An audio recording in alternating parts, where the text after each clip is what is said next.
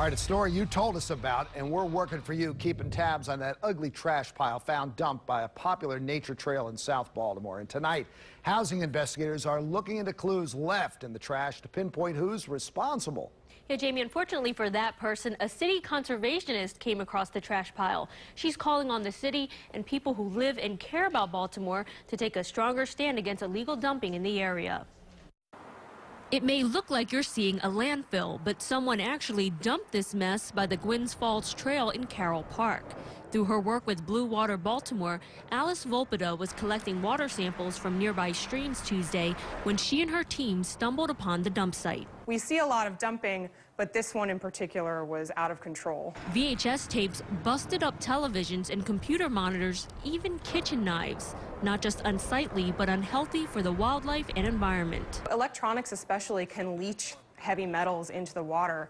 And there's a lot of different pollution issues going on in the Gwynns Falls, but trash is the most easily remedy of those problems. The water is already so contaminated that there are warning signs up. The city recommends that you don't even touch the water in the Gwynns Falls, so that's a pretty sad commentary on the state of the streams right now. After being contacted by ABC2 In Focus, investigators from Baltimore Housing Special Investigations Unit came out to sift through the trash. Somebody probably hired a guy to clean out the basement or a couple rooms, and instead of taking it to the dump site, he dropped it here.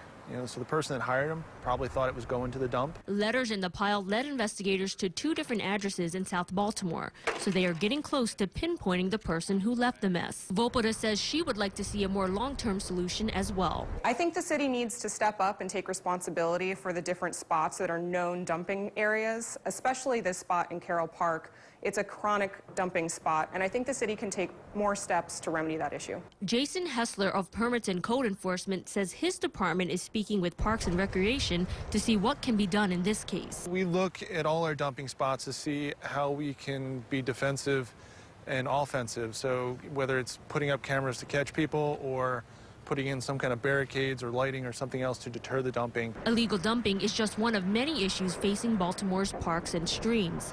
Volpita is encouraging people to step up and protect the city's green spaces. And these are our public park spaces. These are the places where you're supposed to be able to take your kids out for a walk, see some wildlife. It's kind of a green oasis in the middle of the city. So when we see a lot of dumping in our park areas, it's especially sad because these are the things that we're supposed to be cherishing as a community.